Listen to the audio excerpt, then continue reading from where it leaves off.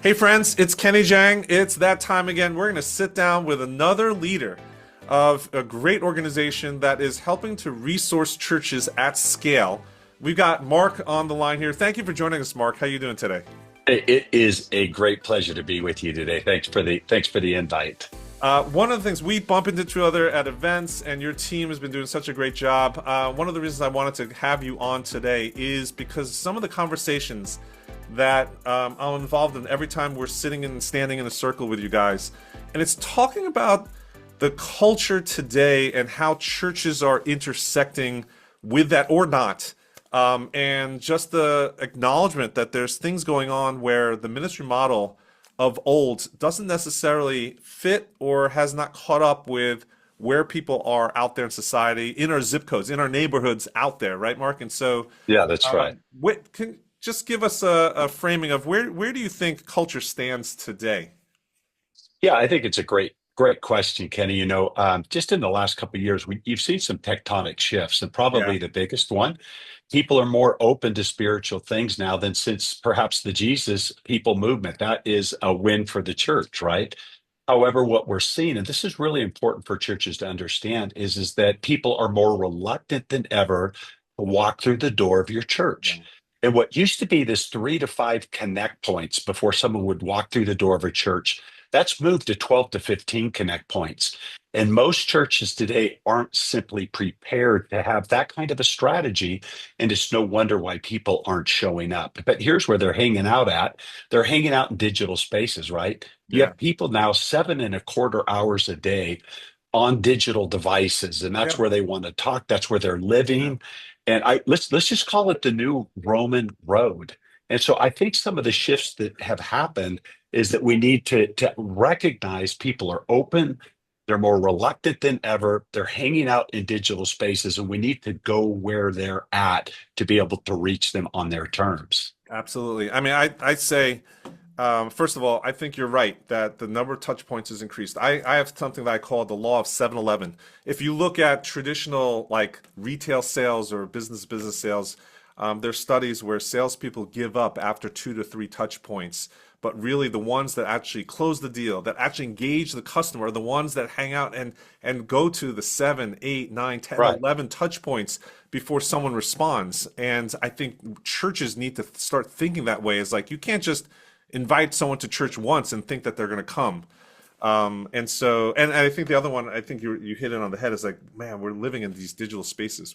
Our websites, we're thinking mobile first, but we're not thinking about our whole ministry model mobile first. And so I just love That's what you're right. saying there. So That's like right. of all those shifts, right?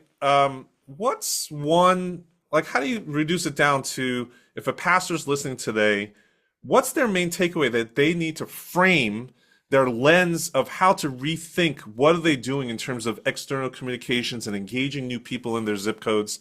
What's one of those shifts? How would you capture that the church should be embracing as a priority? I think we need to go to where people are at, right? And when you think about Jesus, he always found the one in the crowd, Mm, and he always made sure that that connect point was personal, it was intimate. yeah, And so we've got to go beyond, even when it comes to social media, right? Some churches are going, "Hey, I do social media." Well, let's change the scoreboard from likes to engagements. Like, how do we get in front of someone when they want to talk 10 at night? It's Thursday, they're sitting on their bed scrolling through social media. How do we engage with them when they want to talk yeah, about, or the time they want to talk and what they want to talk about? And that's where we're having to shift some of our focus. It can't just be a gospel of come to Easter, come to Christmas, come to my weekend service. And we want to box our evangelism into these little 75-minute segments. yeah. And we want people to come to my place, my terms, my people, my culture, my language. And that just isn't working anymore. So we have to be thinking, how do we go to where they're at? And that in particular is going to the place of the digital spaces and getting in front of them and starting these live engagements. I mean, how is that going to change in terms of, I mean, uh, pastors are busy, staff are busy. How does that change in terms of like what their task or assignment is, what their budgets are, around all this stuff? What's the impact that you think needs to happen? Well, you're going to get me on a soapbox here. If we're too busy doing church to be the church, we have some real hard conversations we need to have, first of all, with the Lord and then with our team. Jesus, 128 out of 199 recorded ministry situations, they were evangelistic. And so we see that the majority of his time and focus were reaching lost people. And it's no wonder that the church in America, for the most part, is plateaued and declining because we're spending all of our time, our staffing, our money, and our energy in building the church internally. And let's do that. Listen, I'm a pastor. I've been a pastor for 40 years. We need to build the church. We need to pastor people. But we also need to understand when we talk about primary purpose or great commission, it's not a great suggestion, it's the Great Commission. And so, what are we doing when it comes to our time, our finances, our staffing? How are we building this culture that we're making sure that our church is thinking about the world in which we live and reaching the community around us? So important. Yeah, and so I want to go back to that idea that you said that digital engagement is high right now, yet church attendance is low. Um, are are you seeing, or maybe can you characterize how are churches using digital, or what's the potential for them to do it relationally, right? Like I think we all know that we can post like bulletin boards on social Right. media and do email blasts that, like you said, just come to Easter, come to our event, come here, come here. Right? Um, can you talk a little bit about that mindset shift in terms of evangelism for the target on the digital platforms? Yeah. And so, what a church is doing versus what they should be doing are two different questions, right? And so, what we find today, again, we're in a traditional mode of digital marketing and social media advertising that is really technical at best. And that is, we're getting the message out, we're getting clicks, we're getting awareness. We're hoping somehow that someone will see an image, a reel, a cool picture of the pastor preaching, and that's going to translate into them walking through the door of the church. Again, we talked about 12 to 15 connect points. And however you do it, our platform and what we're doing is trying to take the connect point and trying to get it personal and intimate and relational. Today alone, America is going to send 5.5 billion texts. We'll send 2 trillion texts. We find that 93% of people will share their deepest hurts, pains, and secrets via a text to a stranger, and only 13% face to face. Mm. And so we have to use that data to say, what are we doing to get in front of people? I believe that texting is the best way in which to do that, especially if we are doing it immediately. 92% of people will text back if you text them within 10 minutes. We want to talk when they want to talk. And also, we just want to make sure that when we start conversations, we know their name, they know our name, and it's not just about come. I want you to come to church. It's no, how can I pray for you? Mhm. What's going on in your world? And we've got to get into their world like the Good Samaritan. We got to get into the ditch, bandage their wounds, pour oil and wine on them. And so that whole gospel of go has this idea that we're going to go where they're at and really let them know that they matter to us and they matter to God. But we've in a digital sense, we've just got to find the means in which we can get it personal, intimate, conversational, and immediate. I love it. Now, I think digital is not just good for outreach before they come to the church. It's even follow up, assimilation, etc. Can we focus a little bit on the weekend service? So, what are some of your tips in terms of how do we actually employ this digital first engagement strategies for following up for weekend services? Yeah, well, nothing can replace face to face, right? So let's just make sure that we don't have a digital strategy that actually Yeah. removes the conversational piece. So that goes without saying. But we just have to find ways in which we can connect with people intimately and immediately. We just come out with Visitor Tap. And so we have tap technology that allows you not just to use tap technology for giving, but also for, we're seeing a high increase of people giving their name, number, email because there's a tap opportunity in front of them. And so, more than just gathering their name and trying to send an email out a day or two later, What would it look like if that person's actually getting a text before they get to their car and just saying, hey, thanks so much. This is Pastor Marc here. Thanks for coming. Hey, before you leave today, we just love to know, how can we pray for you today? Hmm. And so there's ways in which we can get technology, whether that's a tap technology, which I think is one of the greatest ways. What we're trying to do is we're trying to build those relationships with people before they come via texting, so that when they do come, we can connect them live with people.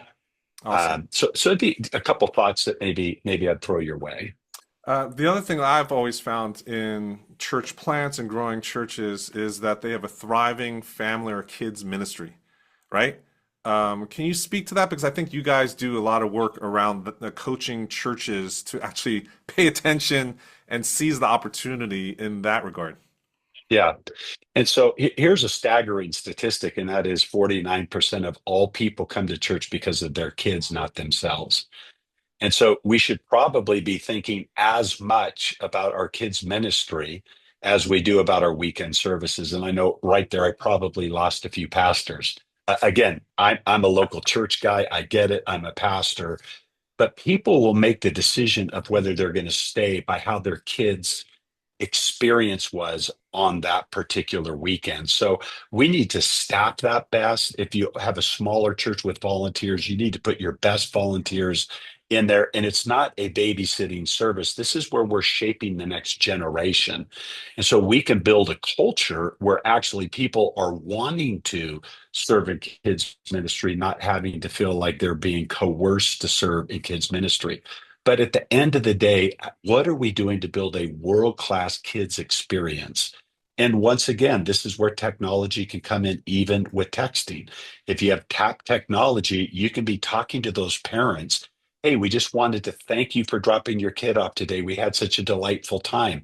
Is there any other way we can serve you or pray for your family this week? And so, what are we doing innovatively and technology wise, not just in the moment, but also ongoing throughout that week to be able to connect with those families personally, relationally, intimately?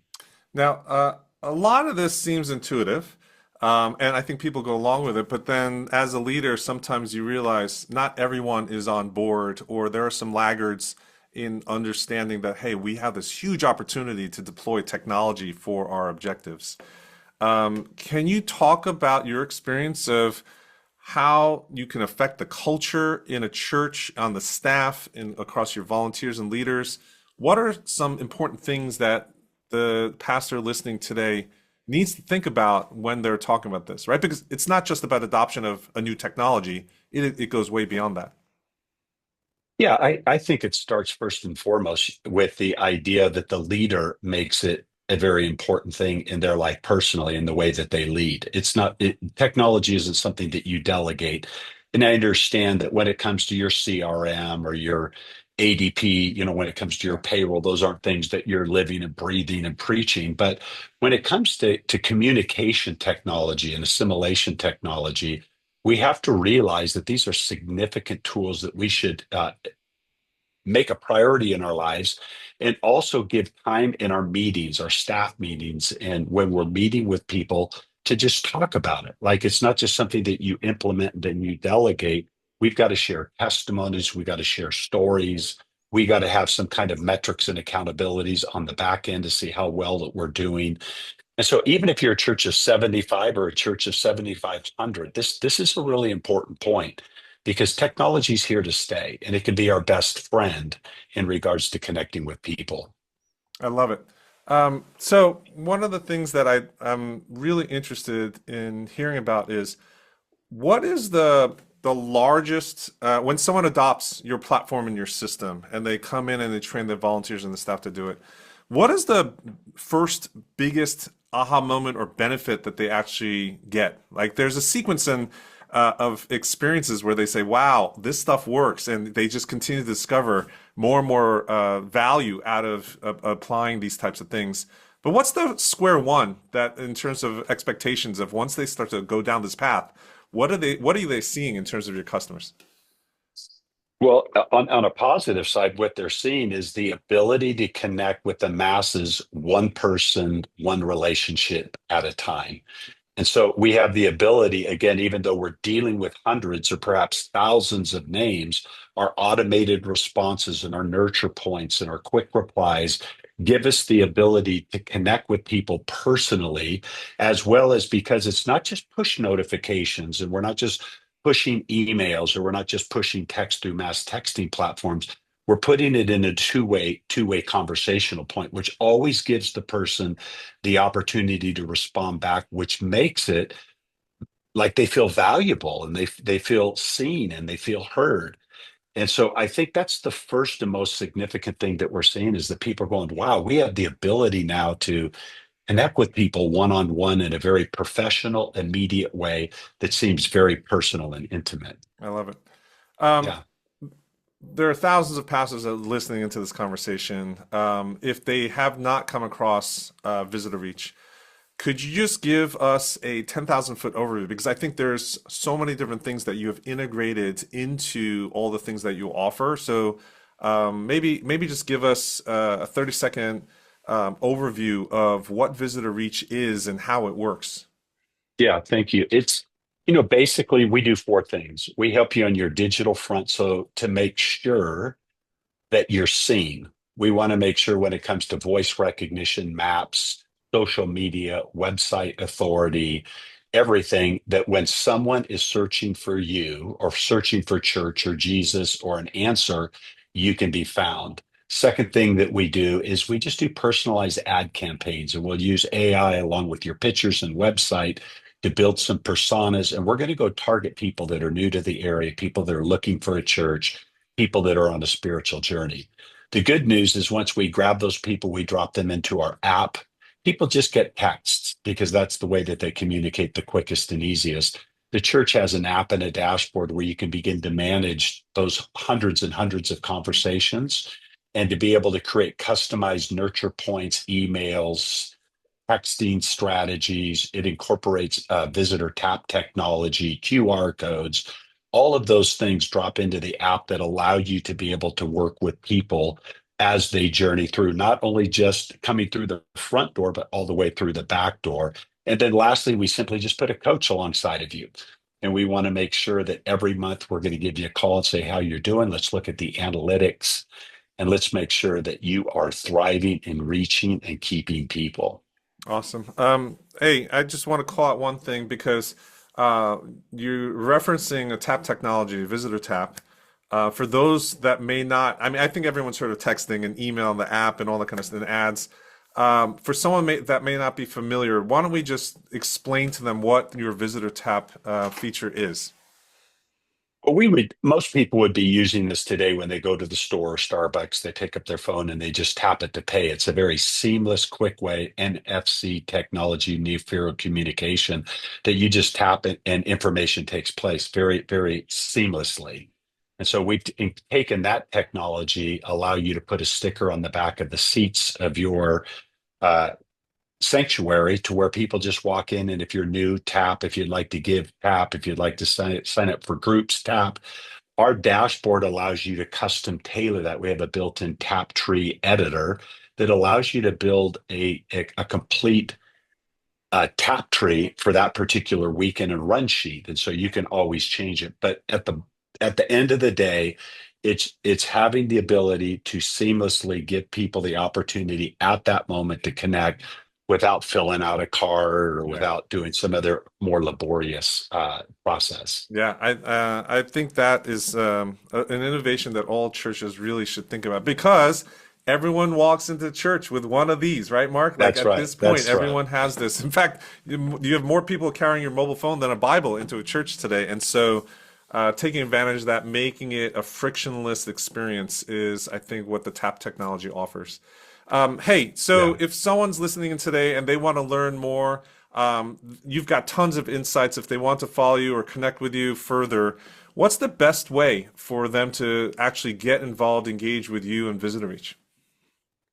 Yeah, so I'm going to go ahead and just share my screen real quickly. And I know that this will also be shared in an audio context. So I'll refer to that in a second. But there is a promo code here, a QR code. If you just click on that, it'll take you directly to an opportunity to set up a phone call. We'd love to hear what you're doing personally. So that would be the simplest way to do that. The second thing that you can do is just go to visitorreach.com. That's visitorreach.com. And you can see everything that we have to offer. You can see our plans. There's a large resource of blogs. We believe we're a thought leader in this space, and so we want to offer those things. And so I just encourage you to either do the QR code, go to visitorreach.com.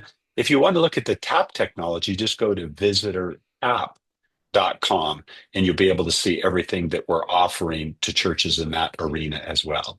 Okay. Well, there you have it, folks. A quick insight in terms of where we are going with our culture, this culture shifts, and how we can respond in order to maximize what we've been called to do, and that is to take this gospel, be a herald of it, but use it in channels and methodologies that we have available to us today. Marc, thank you so much for joining us today. I know you're busy. We'd love to have you on again. For those listening in today, we'd love to hear from you. What resonated from our conversation today? What is the rabbit hole you want to go down further so that we can somehow twist Marc's arm to come back and actually nerd out a little bit more? I know Marc loves this stuff and would love to actually resource you guys further. So send me an email, kenny@churchtechtoday.com. Let me know what you thought and what questions you have about all of this stuff in terms of tap technology, texting, engagement, so that we can actually further this conversation and resource you and your teams further. Thank you so much for joining in. We'll check you out here in the next conversation.